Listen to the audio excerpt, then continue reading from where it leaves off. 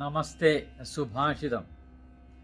വനാനി ദഹതോ വഹ്നേ സഖാ ഭവതി മാരുതഃ തയേവ ദീപനാശായ കൃഷേ കസ്യാസ്തി സൗഹൃദം. മാരുതൻ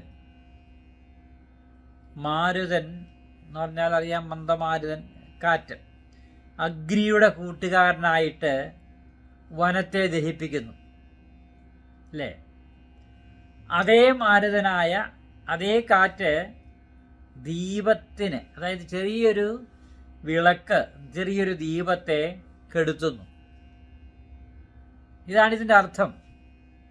അപ്പോൾ നമുക്ക് മനസ്സിലാക്കേണ്ട ഒരു സുഭാഷിതത്തിൻ്റെ അർത്ഥത്തിൽ നിന്ന് ദുർബലന്മാർക്ക് എവിടെയാണ് സൗഹൃദം, കൂട്ടുകാരെവിടെ? ശക്തിയില്ലാത്തവർക്ക് ഒരിക്കലും സുഹൃത്തുക്കൾ ഉണ്ടാവില്ല എന്നാണ് ഈ സുഭാഷിതം അർത്ഥമാക്കുന്നത്.